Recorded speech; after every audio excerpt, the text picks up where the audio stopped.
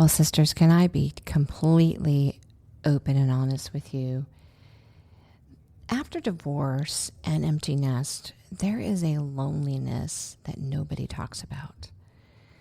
And there are things that you experience during this major life transition that, again, we are almost taught to, buck up and be really strong and show that we're okay. Well, today I'm going to talk about how you can be surrounded by people and still feel completely alone during this major life transition. Welcome to Solo Travel Adventures. I'm Cheryl Esch, travel coach and solo advocate. I had a lot of grief after my divorce, and it coincided with my empty nest. So there was also the loss of my connection with my children at the same time. I was happy for them, and I never thought I would actually be bothered by the empty nest. But of course, I never thought it would coincide or I would be getting divorced at the same time.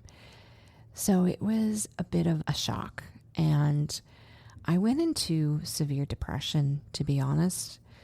I was isolating myself. I was living alone in a new city, and it was wintertime. It started to get to be wintertime, and even more depressing because I do suffer from seasonal affective disorder. And so that, on top of the fact that I just was sad, and I would just lay on my couch, not want to do anything, and just being depressed. Aside from going to work, I really didn't do anything.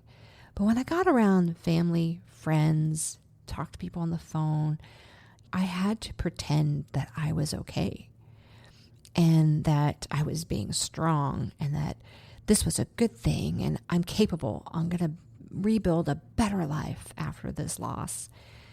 Well, it really didn't happen like that. And I still struggled for quite some time with all of that loneliness and the grief that led to depression.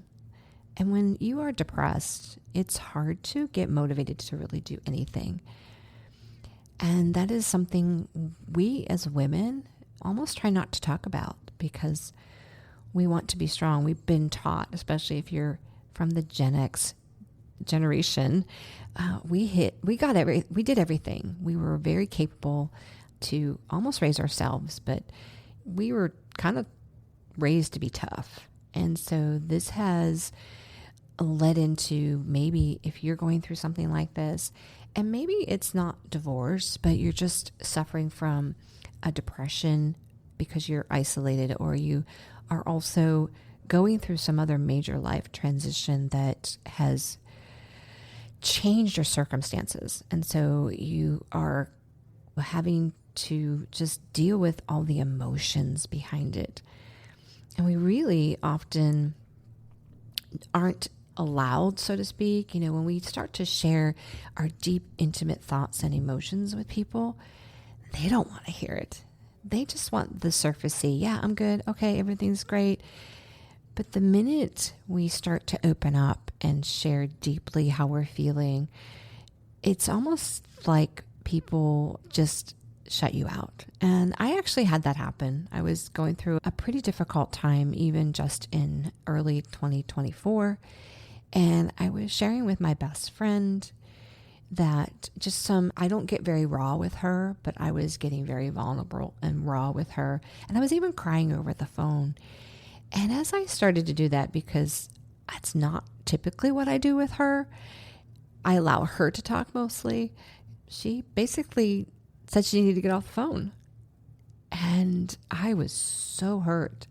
So you can understand if you run into that where it might be hard to even want to open up, because maybe the moment you've started to open up about really what's happening emotionally, really truly how you're feeling, not the cookie cutter, oh, I'm fine answer, but really sharing what's deep in your heart. There's not very many friends or family members that really are, I'll say, mature enough to handle that. And unfortunately, as you can guess, that person is no longer my friend because I got to a place where I wanted more genuine, deep friendships, not surfacey friendships. And I knew I needed something more because we can't be alone in this. We think we're alone, but we're surrounded by people, as I said earlier. And we often, because we haven't expressed these feelings and haven't been honest, not just with friends, but maybe not honest with ourselves about how we feel, then we feel alone. And we often carry this silently, but that's not what we're meant to do. Okay, we as women, okay, sisters, we like to band together. We like to be in camaraderie.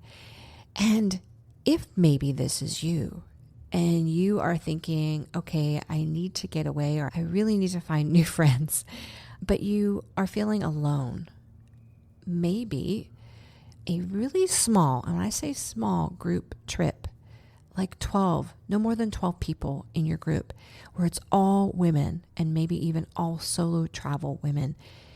This is going to make you feel so loved. And you might even get the feeling of like the Golden Girls, where you are in this together. And that would just give you a glimpse, a little taste of what it could be like. And I know loneliness can really, it just pulls us down. And we are women that we like to connect, most of us. I mean, I'm an introvert and I still need friends. I still need to connect and communicate with people. Maybe not as often or as much as my extroverts out there, but we all need that. We as humans need that. So we have to remember that women and women to women are going to be more empathetic and sympathetic and hear us.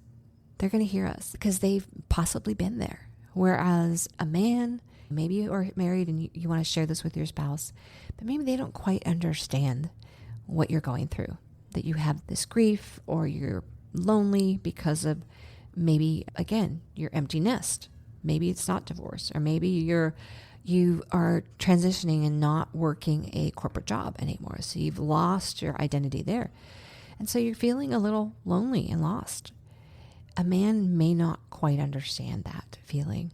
So I encourage you to find other women. You can go to some church groups. There may even be, if you are divorced, there are some divorce support groups out there, things like that to create community and support. And then consider when you are away from all this and you're pushed outside of your comfort zone, joining, like I said, a very small group, maybe 12 or less, women travelers, you're going to find a community and connection that you need. So sister travelers, get out there and have that adventure. Did this podcast inspire you to participate in a solo journey?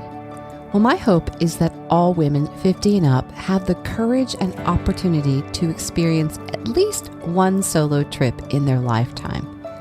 But maybe you're feeling stuck about trying it solo.